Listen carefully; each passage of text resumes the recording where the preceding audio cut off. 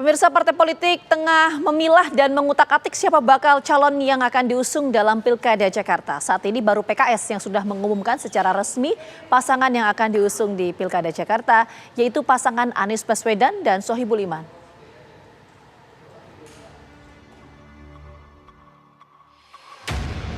Partai Keadilan Sejahtera (PKS) resmi mengusung pasangan Anies Baswedan dan Sohibul Iman untuk maju dalam kontestasi Pilkada Jakarta November mendatang. Sebagai partai pemenang di Pileg Jakarta, PKS masih membutuhkan koalisi dengan partai lain karena belum mendapatkan golden ticket untuk mengusung pasangan cagup dan cawagupnya sendiri. Sementara itu, PDI Perjuangan yang juga dikabarkan mengusung Anies Baswedan mengaku masih memunculkan kader internalnya untuk maju bertarung di Pilkada Jakarta. Buat kami,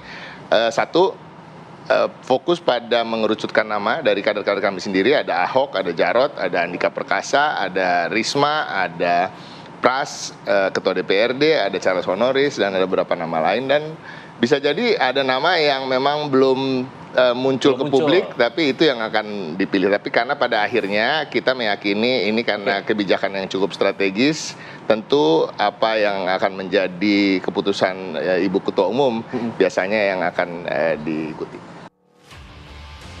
Partai Golkar dan Koalisi Indonesia Maju juga belum mengumumkan secara resmi siapa sosok yang akan maju. Nama mantan Gubernur Jawa Barat, Ridwan Kamil, digadang-gadang akan bisa menyaingi pasangan Anies dan Sohibul. Namun hingga saat ini belum menemukan titik temu.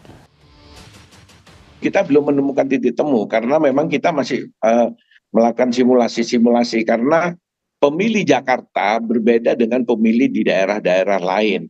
Karena pemilih daerah lain itu lebih mudah untuk kita prediksi, arah suara masyarakat itu ke sana, itu masih bisa kita prediksi.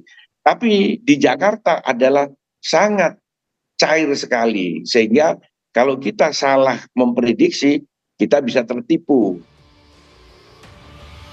Pengamat politik Ujang Komarudin menilai bakal calon yang akan diusung harus memiliki sejumlah kriteria agar mampu meraup banyak suara di pemilihan gubernur Jakarta. Salah satunya adalah elektabilitas calon yang tinggi.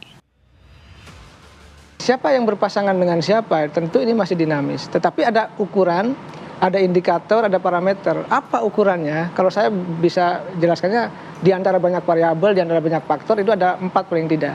Pertama ya popularitas diuji, pasti yang dikenal dong. Gak mungkin disodorkan yang tidak dikenal.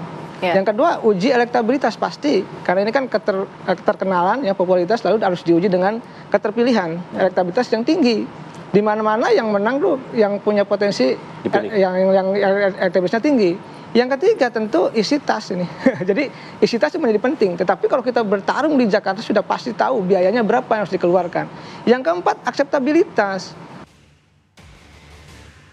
4 hal tersebut menurut Ujang yang akan diuji ketika bakal calonnya sudah diumumkan ke publik. Sehingga ukuran dan kalkulasinya jelas bisa diterima oleh pemilih. Dari Jakarta, tim TV One mengabarkan.